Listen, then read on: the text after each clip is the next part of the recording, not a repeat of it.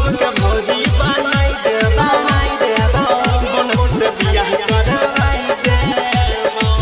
बनस से बियाह करवाई देबो नया नया गाना और वीडियो बना गही हमारा देखा नया नया गाना और वीडियो बना गही हमारा देखा गौरव के भौजी बनाई देबो बनस से बियाह करवाई देबो गौरव के भौजी बनाई देबो बनस से बियाह कराई देबो नया नया गाना और वीडियो बना गही हमारा देखा नया नया गाना और वीडियो बना गही हमारा देखा गौरव के भौजी बनाई देबो बनस से बियाह करवाई देबो गौरव के भौजी बनाई देबो बनस से बियाह कराई देबो बनस से करवाई देबो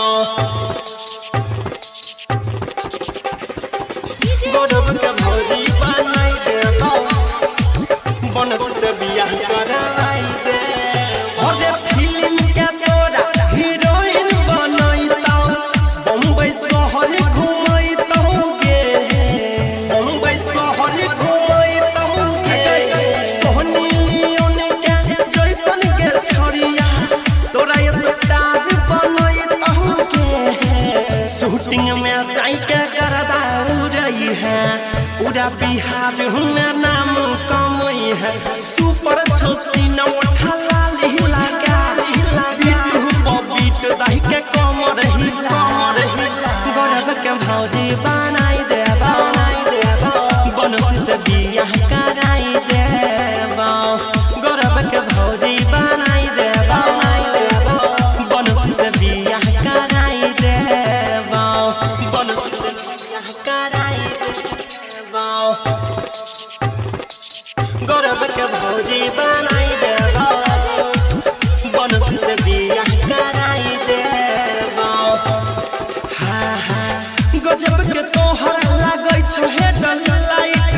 चोली छ तोहर टाइट गे चोली छ तोहर टाइट रनिया तोरे से कहो राइटर विशाल दही कोनी संग गे छौरा सब संग में फोटो खिंचैतौ व्हाट्सएप पर ये स्टेटस लगा